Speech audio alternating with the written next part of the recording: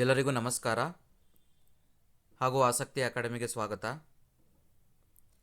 ನಾನು ನಿಮ್ಮ ಕೃಷ್ಣಾರ್ಜುನ. ಇವತ್ತು ನಾವು ಕಾಮೆಡ್ಗೆ 2025 ಕಾಲೇಜಸ್ನ ಫೀಸ್ ಸ್ಟ್ರಕ್ಚರ್ ಯಾವ ಥರ ಇದೆ, ಹಾಗೆ ಕೌನ್ಸಿಲಿಂಗ್ ಯಾವತ್ತಿಂದ ಸ್ಟಾರ್ಟ್ ಆಗ್ಬೋದು ಅನ್ನೋದ್ರ ಬಗ್ಗೆ ನೋಡೋಣ ಡೀಟೇಲ್ಸನ್ನು. ಈ ವಿಡಿಯೋ ಸ್ಟಾರ್ಟ್ ಮಾಡೋದಕ್ಕೆ ಮುಂಚೆ ದಯವಿಟ್ಟು ನನ್ನ ಚಾನಲ್ಗೆ ನೀವು ಇನ್ನೂ ಹೊಸಬರಾಗಿದ್ದರೆ ದಯವಿಟ್ಟು ಸಬ್ಸ್ಕ್ರೈಬ್ ಮಾಡ್ಕೊಳ್ಳಿ, ಹಾಗೆ ಈ ವಿಡಿಯೋನ ಲೈಕ್ ಮಾಡಿ, ಹಾಗೆ ಎಲ್ಲರಿಗೂ ಶೇರ್ ಮಾಡಿ ಅಂತ ಹೇಳ್ತೀನಿ. ಫಸ್ಟ್ ಕಾಮೆಡ್ಗೆ ಫೀಸ್ ಸ್ಟ್ರಕ್ಚರನ್ನು ನೋಡೋಣ. ಕಾಮೆಡ್ಗೆ ನಿಮ್ಗೆ ಹಾಗೆ ಗೊತ್ತಿದೆ ಆಲ್ರೆಡಿ. ಕಾಮೆಡ್ಗೆ ಇದು alternative exam for the CET. ಯಾಕೆಂತಂದರೆ ಕೆಲವರೆಲ್ಲನೂ ನಿಮ್ಗೆ ಗೊತ್ತಿದೆ, CETಗೆ ಮಿನಿಮಮ್ 7 ಇಯರ್ಸ್ ಕರ್ನಾಟಕದಲ್ಲಿ ಓದಿರಬೇಕಾಗಿರುತ್ತೆ. ಓದಿರೋರ್ಗೆ ಮಾತ್ರ CET ಎಲಿಜಿಬಲ್ ಇರ್ತೀರ. ಫಸ್ಟ್ ಸ್ಟ್ಯಾಂಡರ್ಡಿಂದ 10th ಸ್ಟ್ಯಾಂಡರ್ಡ್ 7 ಇಯರ್ಸ್ ಯಾರು ಓದಿರ್ತೀರೋ ಅವ್ರಿಗೆ ಎಲಿಜಿಬಲ್ ಇರುತ್ತೆ ಇದರಲ್ಲಿ. ಇಲ್ಲದೇ ಇರೋರು ಕೆಲವರು out of state 11th and 12th first PUC second PUC ಏನು ಮಾಡಿರ್ತಾರೆ, ನಮ್ಮ ಕರ್ನಾಟಕದಲ್ಲಿ ಬಂದು ಓದಿರ್ತಾರೆ, ಬಟ್ ಫಸ್ಟಿಂದ 10th ಸ್ಟ್ಯಾಂಡರ್ಡ್ವರೆಗೂ ಬೇರೆ ಸ್ಟೇಟ್ಗಳಲ್ಲಿ ಓದಿ ಬಂದಿರ್ತಾರೆ. ಆ ಥರ ಸ್ಟೂಡೆಂಟ್ಸ್ಗಳಿಗೆ CET ಎಕ್ಸಾಮಿನೇಷನ್ ಸಿಗೋದಿಲ್ಲ ಅವ್ರಿಗೆ, KCET ಎಕ್ಸಾಮಿನೇಷನ್. ಅವ್ರಿಗೆ ಆಲ್ಟರ್ನೇಟಿವ್ ಎಕ್ಸಾಮ್ ಯಾವುದಪ್ಪ ಅಂತಂದರೆ ಕಾಮೆಡ್ಗೆ one of the important exam ಕಾಮೆಡ್ಗೆ ಆಗಿರುತ್ತೆ. ಬಟ್ ಫೀಸ್ ಸ್ಟ್ರಕ್ಚರ್ ಅಂತ ಬಂದಾಗ CETಗೆ ಮತ್ತು ಕಾಮೆಡ್ಗೆ ಕಂಪೇರ್ ಮಾಡಿದ್ರೆ ನಿಮಗೆ ತುಂಬ ಡಿಫ್ರೆನ್ಸ್ ಇರುತ್ತೆ. ಕಾಮೆಡ್ಗೆನಲ್ಲಿ ನಿಮಗೆ ಮತ್ತು ಇಲ್ಲಿ ಕಾಮೆಡ್ಗೆನಲ್ಲಿ ಎಲ್ಲ ಕಾಲೇಜಸ್ಸು ಬರೋದಿಲ್ಲ ನಿಮಗೆ. ಬಟ್ CETನಲ್ಲಾರೆ KCETನಲ್ಲಾರೆ ನಿಮಗೆ ಆಲ್ಮೋಸ್ಟ್ ಎಲ್ಲ ಕರ್ನಾಟಕದಲ್ಲಿರುವ ಇಂಜಿನಿಯರಿಂಗ್ ಕಾಲೇಜಸ್ಸು ಬರುತ್ತೆ. ಬಟ್ ಕಾಮೆಡ್ಗೆನಲ್ಲಿ ನಿಮಗೆ ಎಲ್ಲ ಇಂಜಿನಿಯರಿಂಗ್ ಕಾಲೇಜಸ್ ಬರೋದಿಲ್ಲ. ಮ್ಯಾಕ್ಸಿಮಮ್ ನಿಮಗೆಲ್ಲ ಪ್ರೈವೇಟ್ ಕಾಲೇಜಸ್ಸು ಸಿಗುತ್ತೆ ಇಲ್ಲಿ ಕಾಮೆಡ್ಗೆನಲ್ಲಿ. ಮತ್ತು ಫೀಸ್ ಸ್ಟ್ರಕ್ಚರು ನೀವು ಕಂಪೇರ್ ಮಾಡಿದ್ರೆ CETಗೆ ತುಂಬ ಡಿಫ್ರೆನ್ಸ್ ಇರುತ್ತೆ. ಇಲ್ಲಿ ನೀವು KCETಗೆ ತೊಗೊಂಡ್ರೆ ಆಲ್ಮೋಸ್ಟ್ ಎಲ್ಲ ಕಾಲೇಜಸ್ಸಲ್ಲೂ ಫೀಸ್ ಒಂದೇ, ನಿಮಗೆ 1 lakh ಅರೌಂಡ್ 20,000 ಏನೋ ಬರುತ್ತೆ ಜನರಲ್ ಕ್ಯಾಂಡಿಡೇಟ್ಸ್ಗೆ. ಮತ್ತು ಕ್ಯಾಟಗರಿಗೆ ಚೇಂಜ್ ಆಗ್ತಿದ್ದಾಗೆ ಫೀಸ್ ಚೇಂಜ್ ಆಗುತ್ತೆ.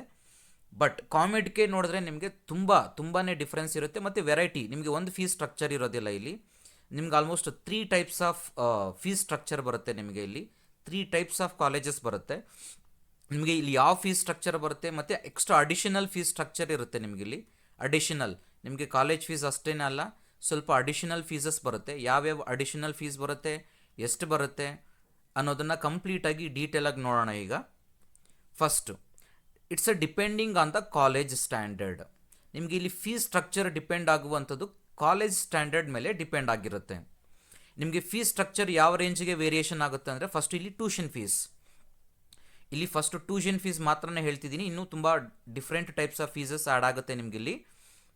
ಅದರಲ್ಲಿ ಮೇಜರಾಗಿ ಬರುವಂಥದ್ದು ಟ್ಯೂಷನ್ ಫೀಸ್ ನಮಗಿಲ್ಲಿ.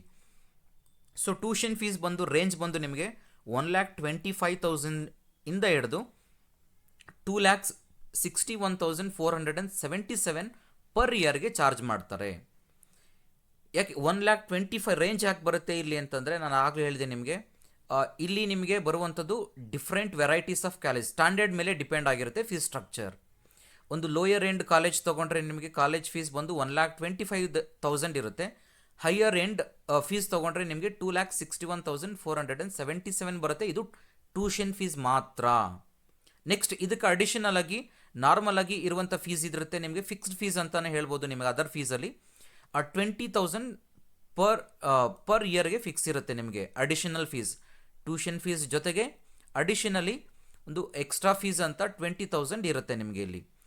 ಅಂತಂದರೆ ನಿಮಗೆ ನಾರ್ಮಲ್ ಆಗಿ ಆ್ಯನ್ಯುವಲ್ ಫೀಸ್ ವೇರಿಯೇಷನ್ ಯಾವ ರೇಂಜಿಗೆ ಇರುತ್ತೆ ಅಂತಂದರೆ 1,45,000 ಇಂದ ಹಿಡಿದು fixed fees plus tuition fees overall add ಮಾಡಿಕೊಂಡ್ರೆ ನಿಮಗೆ 1,45,000 ಇಂದ 2,81,477 ಪರ್ ಇಯರ್ ಇರುತ್ತೆ. ಅಡಿಷನಲಿ ಇದಕ್ಕೆ ಇನ್ನೂ ಅಡಿಷನಲ್ ಫೀಸ್ ಇರುತ್ತೆ ಇದ್ರ ಜೊತೆಗೆ. ಮತ್ತು ಇಲ್ಲಿ 1,45,000 ಯಾವ ಕಾಲೇಜಸ್ಸಿಗಿರುತ್ತೆ, 2,85,477 ಯಾವುದ್ರ ಮೇಲೆ ಇರುತ್ತೆ ಅಂತಂದರೆ, again that depends on the standard. ಮತ್ತೆ ಹೇಳ್ತಿದ್ದೀನಿ, ಸ್ಟ್ಯಾಂಡರ್ಡ್ ಮೇಲೆ ಡಿಪೆಂಡ್ ಆಗಿರುತ್ತೆ. ಮತ್ತು ಬ್ರಾಂಚಸ್, ಯಾವ ಬ್ರಾಂಚ್ ಮತ್ತು ಯಾವ ಕಾಲೇಜು ಸ್ಟ್ಯಾಂಡರ್ಡ್. ನೀವು ಫಾರ್ ಎಕ್ಸಾಂಪಲ್ ನೀವು RV ಅಂತ ಎಂಡಿಗೆ ಬಂದಾಗ ನಿಮಗೆ ಹೈಯರ್ ಎಂಡಿಗೆ ಚಾರ್ಜ್ ಮಾಡ್ತಾರೆ. ನಿಮಗೆ ಇಲ್ಲಿ 3 ವೆರೈಟೀಸ್ ಆಫ್ ಫೀಸ್ ಸ್ಟ್ರಕ್ಚರ್ ಸಿಗುತ್ತೆ. 3 ವೆರೈಟೀಸ್ ಆಫ್ ಕಾಲೇಜಲ್ಲಿ ನಿಮಗೆ ಲೋಯರ್ ಎಂಡ್ ಅಂತ ತೊಗೊಂಡ್ರೆ ನಿಮಗೆ 1,25,000 ಬರುತ್ತೆ. ನಾನು ಆಗಲೇ ಹೇಳಿದೆ ನಿಮಗೆ, ದಟ್ಸ್ ಅ ಟ್ಯೂಷನ್ ಫೀಸ್. ಮತ್ತು 20,000 ನಾನು ಆಗಲೇ ಹೇಳಿದೆ ಅದರ್ ಫೀಸ್ ಫಿಕ್ಸ್ ಇರುತ್ತೆ ನಿಮ್ಗದು.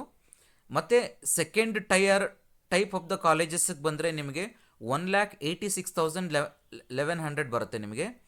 ಮತ್ತು ಹೈಯರ್ ಎಂಡ್ ಕಾಲೇಜಸ್ ಅಂತ ಬಂದಾಗ ಟ್ಯೂಷನ್ ಫೀಸ್ ನಿಮಗೆ 2,61,477 ಫೀಸ್ ಇರುತ್ತೆ. ಪ್ಲಸ್ ಅದರ್ಸ್ ಫೀಸ್ ಬಂದು ನಿಮಗೆ 20,000 ಎಲ್ಲದಕ್ಕೂ ಫಿಕ್ಸ್ ಇರುತ್ತದು. ಸೊ ಟೋಟಲ್ ಫೀಸ್ ನಿಮಗಿಲ್ಲಿ ಲೋಯರ್ ಎಂಡ್ ಕಾಲೇಜಿಗೆ ಅಂತ ಬಂದಾಗ ನಿಮಗೆ 1,45,000 ಇರುತ್ತೆ. ಒಂದು ಆವರೇಜ್ ಮಿಡಲ್ ಆರ್ಡರ್ ಕಾಲೇಜಿಗೆ ಬಂದರೆ ನಿಮಗೆ 2,06,1100 ರುಪೀಸ್ ಇರುತ್ತೆ. ಹೈಯರ್ ಎಂಡ್ ಕಾಲೇಜಸ್ಗೆ ಬಂದಾಗ ನಿಮಗೆ ಓವರಾಲ್ ಫೀಸ್ ಬಂದು 2,81,477 ಇರುತ್ತೆ. ಸೊ ನೀವು ಇದರಲ್ಲಿ ಎಸ್ಪೆಷಲಿ ಕಾಮೆಡ್ಕೆನಲ್ಲಿ ನೀವು ಕಾಲೇಜಸ್ಸನ್ನು ಸೆಲೆಕ್ಟ್ ಮಾಡಬೇಕಾದ್ರೆ ತುಂಬ ಕೇರ್ಫುಲ್ಲಾಗಿ ಮಾಡಿ. ಯಾಕೆ ಅಂತಂದರೆ ನೀವಿಲ್ಲಿ ಫೀಸ್ ಸ್ಟ್ರಕ್ಚರ್ ಏನಿರುತ್ತೆ KCET ಥರ ಇರೋದಿಲ್ಲ ನಿಮಗಿಲ್ಲಿ. ಸೊ ಆ ಫೀಸ್ ಪೇ ಮಾಡೋದಕ್ಕೆ ನಿಮ್ಗೆ ಗೊತ್ತಿದೆ, ನೋಡ್ಬೋದು KCETನಲ್ಲಿ ಅರೌಂಡ್ ಮ್ಯಾಕ್ಸಿಮಮ್ ಫೀಸೇ ನಿಮಗೆ 1,20,000 ಬರುತ್ತೆ.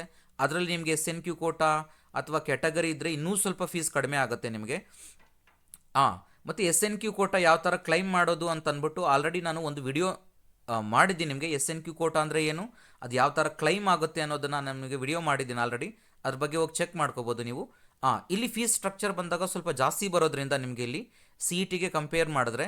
ಸೊ ಕಾಲೇಜಸನ್ನು ಸೆಲೆಕ್ಟ್ ಮಾಡ್ಕೋಬೇಕಾದ್ರೆ ಕೇರ್ಫುಲ್ಲಾಗಿ ಸೆಲೆಕ್ಟ್ ಮಾಡಿ. ಯಾಕೆಂತಂದರೆ ನಾವು ಪೇ ಮಾಡುವಂಥ ಫೀಸ್ಗೆ ಅದು ವರ್ತಾ ಇಲ್ವಾ ಅನ್ನೋದ್ರ ಬೇಸಿಸ್ ಮೇಲೆ ನೀವು ಕಾಲೇಜಸನ್ನು ಸೆಲೆಕ್ಟ್ ಮಾಡ್ಕೊಳ್ಳಿ.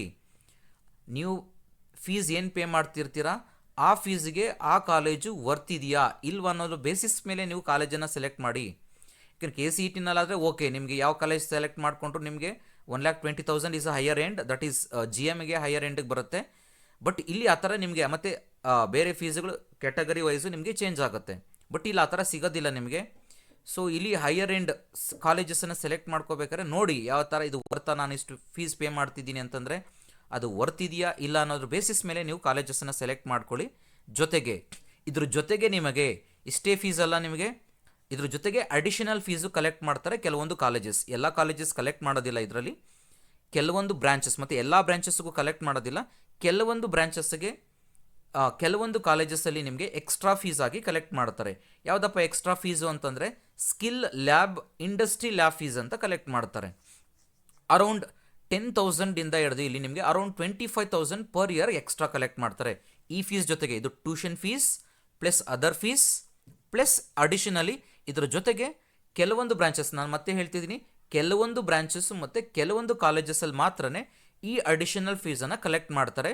Like 10,000 20,000 25,000 per year extra collect ಮಾಡ್ಕೊಳ್ತಾರೆ. ಸೊ ಆಯಿತು. ಸೊ ಇದು ಎಕ್ಸ್ಟ್ರಾ ಫೀಸ್ ಏನಿದು ಫೀಸ್ ಸ್ಕಿಲ್ ಲ್ಯಾಬ್ ಅಥವಾ ಇಂಡಸ್ಟ್ರಿ ಲ್ಯಾಬ್ ಫೀಸ್ ಅಂತಂದರೆ ಯೂಶಲಿ ನಿಮ್ಗೆ ಯಾವ್ದಾದ್ರು ಎಕ್ಸ್ಟ್ರಾ ಟ್ರೈನಿಂಗ್ ಪ್ರೋಗ್ರಾಮ್ಸ್ ಯಾವ್ದಾದ್ರು ಇದ್ದರೆ ನಿಮಗೆ, ಸೊ ಅದಕ್ಕೆ ನಿಮಗೆ ಇಲ್ಲಿ ಈ ಫೀಸನ್ನು ಕಲೆಕ್ಟ್ ಮಾಡ್ತಾರೆ. ಅಥವಾ ಸರ್ಟಿಫೈಡ್ ಲ್ಯಾಬ್ ಸೆಷನ್ಸ್ ಏನಾದರೂ ಆರ್ಗನೈಸ್ ಮಾಡಿದ್ರೆ, ಇಂಡಸ್ಟ್ರಿ ಸರ್ಟಿಫೈಡ್ ಲ್ಯಾಬ್ ಸೆಷನ್ಸ್ ಏನಾದರೂ ಇದ್ದರೆ ಅದಕ್ಕೆ, ಅಥವಾ ಸ್ಪೆಷಲ್ ಇನ್ಫ್ರಾಸ್ಟ್ರಕ್ಚರನ್ನು ಕೊಡೋದಕ್ಕೆ ನಿಮಗೆ ಆ ಕೋರ್ಸಿಗೆ ಏನಾದರೂ ಇದ್ದರೆ ನಿಮಗೆ, ಸೊ ಆ ಎಲ್ಲದಕ್ಕೂ ನಿಮ್ಗೆ ಏನು ಮಾಡ್ತಾರೆ ಅಂತಂದರೆ ನಿಮಗೆ ಎಕ್ಸ್ಟ್ರಾ ಫೀಸ್ ಈ ಸ್ಕಿಲ್ ಲ್ಯಾಬ್ ಅಥವಾ ಇಂಡಸ್ಟ್ರಿ ಲ್ಯಾಬ್ ಫೀಸ್ ಅಂತ ಅನ್ನೋದನ್ನು ಕಲೆಕ್ಟ್ ಮಾಡ್ತಾರೆ. ಸೊ ಇಷ್ಟು ಕಂಪ್ಲೀಟಾಗಿ ನಿಮಗೆ ಡೀಟೇಲ್ಸು ಯಾವುದ್ರ ಬಗ್ಗೆ, ಫೀಸ್ ಸ್ಟ್ರಕ್ಚರ್ ಬಗ್ಗೆ. ಸೊ ನಾನು ಹೇಳಿದ್ದೀನಿ ನಿಮಗೆ ಟ್ಯೂಷನ್ ಫೀಸ್ ಯೂಶಲಿ ಹೈಯರ್ ಎಂಡನ್ನು ಕಲೆಕ್ಟ್ ಮಾಡುವಂಥದ್ದು ನಿಮಗೆ ಯೂಶಲಿ ಟಾಪ್ ಬ್ರಾಂಚಸ್ಗೆ like computer science engineering, artificial intelligence, data science, cyber security, ಈ ಥರ ಟಾಪ್ ಡಿಮ್ಯಾಂಡ್ ಬ್ರಾಂಚಸ್ಗೆ ನಿಮಗೆ ಹೈಯರ್ ಎಂಡ್ ಫೀಸನ್ನು ಕಲೆಕ್ಟ್ ಮಾಡ್ತಾರೆ. ಮತ್ತು ಟಾಪ್ ಟೈರ್ ಇನ್ಸ್ಟಿಟ್ಯೂಷನ್ಸು ನಿಮಗೆ ಹೈಯರ್ ಎಂಡ್ ಫೀಸನ್ನು ಕಲೆಕ್ಟ್ ಮಾಡ್ತಾರೆ. ಸೊ ಇದು ನಿಮಗೆ ಕಂಪ್ಲೀಟಾಗಿ ಡೀಟೇಲ್ಸ್ ಫೀಸ್ ಸ್ಟ್ರಕ್ಚರ್ ಬಗ್ಗೆ. ಈಗ ನೆಕ್ಸ್ಟ್ ನಿಮಗೆ ಕ್ವಶನ್ ಏನಪ್ಪ ಅಂತಂದರೆ ಕೌನ್ಸಿಲಿಂಗ್ ಯಾವಾಗಿರುತ್ತೆ, ಮತ್ತು ಇನ್ನೊಂದು ವಿಚಾರ ಏನಪ್ಪ ಅಂತಂದರೆ ಈಗ ನಾನು ಫೀಸ್ ಸ್ಟ್ರಕ್ಚರ್ ಅದನ್ನು ಏನು ಹೇಳಿದೆ ನಿಮಗಿದು ಆಲ್ಮೋಸ್ಟ್ ಇದು 2024 ಫೀಸ್, ಲಾಸ್ಟ್ ಇಯರ್ ಫೀಸ್ ಇರುವಂಥದ್ದು ಇದು. ಈ ವರ್ಷ ಪ್ರಾಬಬಲಿ ನಿಮಗೆ ಅಕಾಡೆಮಿಕ್ ಇಯರ್ 25-26ಗೆ ನಿಮಗೆ ಪ್ರಾಬ್ಲಿ ಒಂದು 10% ಇನ್ಕ್ರೀಸ್ ಆಗೋ ಚಾನ್ಸಸ್ ಇರುತ್ತೆ ಟ್ಯೂಷನ್ ಫೀಸಲ್ಲಿ. ನಾನು ಬಿಗಿನಿಂಗಲ್ಲೇ ಕೊಟ್ಟಿದ್ದೀನಿ ಟ್ಯೂಷನ್ ಫೀಸ್, ನೀವು ನೋಡ್ಬೋದು ಇಲ್ಲಿ.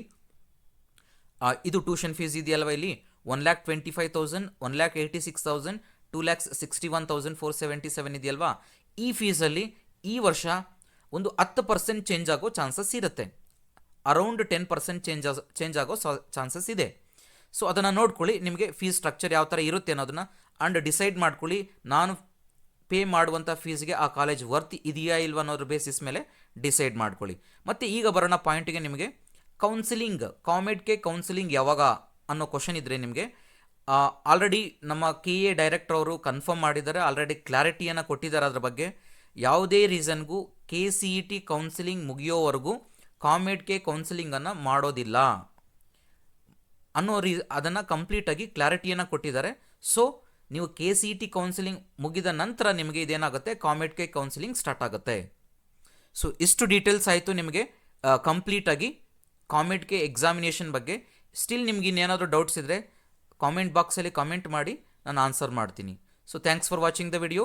Don't forget to like the video. Thank you all.